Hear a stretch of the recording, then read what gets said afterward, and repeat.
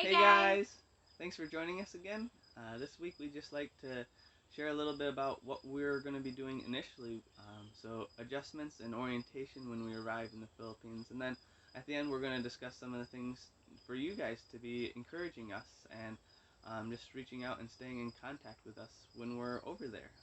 So yeah, we'll start out with some of the adjustments that we're going to be facing.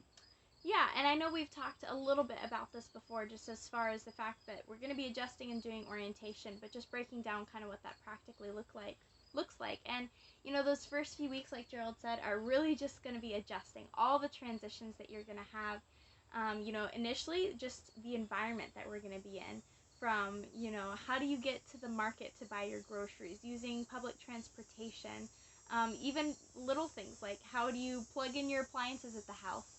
And the things that we do in the States can seem easy a lot of times. Like your morning routine, you don't even think about it. You wake up, you brush your teeth, you get dressed.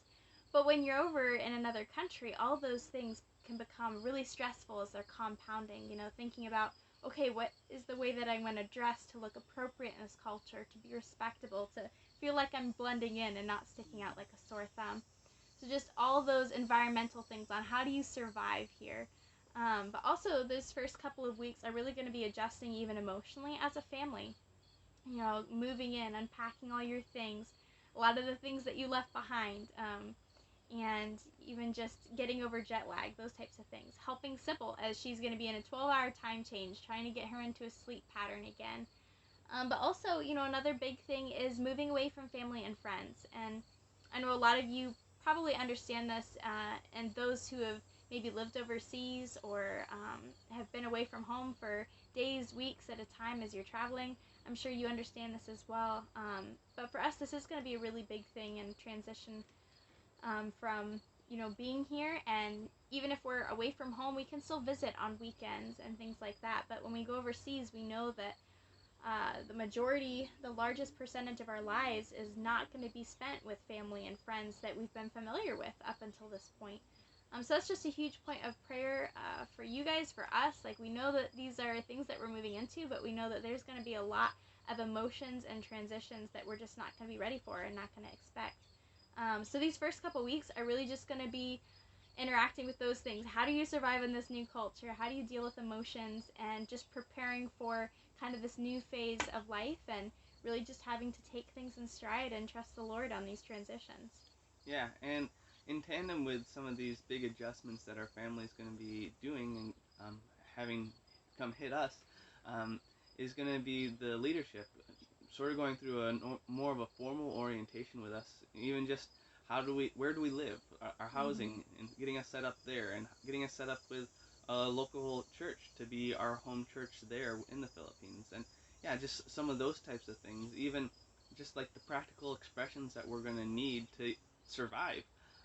So just the, you know, simple phrases and actions that are going to be necessary to just get around and communicate in a different country. And yeah, so that's going to be um, a little bit about what orientation is. And yeah, it's going to be them helping us, but they're also going to give us quite a bit of freedom to explore and navigate this ourselves. So that this time of orientation is really just meant to get us comfortable in the host country in the Philippines, and so then we can move on and move into culture and language study. So Yeah, and we felt this was kind of an important video to do, not just telling you we're going to be oriented, but thinking through these things. And they might seem maybe like simple things, but they become big things when you're moving over there and not used to them. So we wanted to give you just some things to be thinking about, as we move over there, maybe praying for Sybil as we're trying to get her on a new sleep schedule, as you're going to the grocery and thinking, wow, I wonder what it's like for them over there trying to go to the market, communicate, and I don't even know how to ask for something in the language.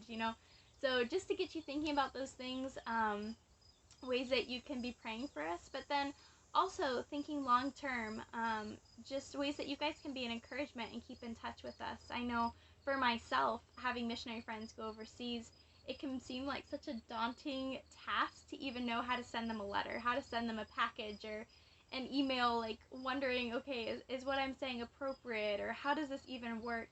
Um, so talking about adjustments and orientation and just the stressors of those things, and being over there long term and missing the comforts of home, we just kind of wanted to get that conversation going. And I know that for us and a lot of our friends and other missionaries that you know too, even something as simple as a letter is going to be such a huge encouragement, just to be able to go, oh wow, my family, my friends from back home, someone from my church took the time to write a letter and to send it to us to let us know that they're praying for us, or a birthday card for Sybil, packages that maybe something, like candy, a nostalgic thing from home, can seem like a really big deal when you feel out of place or when you're adjusting, or even years down the road, as you've been there a long time. All those things are huge, and we'll be getting more details once we actually move there and have a house and an address that you guys can send things to, but also some ways to break down what that kind of process looks like in sending a letter, sending a package. So we'll get you guys more information on how to do that, because that is going to be a huge encouragement. But also other simple ways, like when we send out newsletters, just sending us an email, knowing that you read it, that you're praying for us. Those are big things as well. So we just kind of wanted to break down some simple adjustment things, what our orientation is going to look like. We really love the way that our leadership with Ethnos 360 does it in the Philippines. So we just kind of wanted to share that with you guys, kind of the way it works, and we'll be getting you more tips on kind of how to stay in touch with us while we're gone. So anyway, guess we'll see you guys in a few weeks. Yeah, thanks guys. Thanks, bye.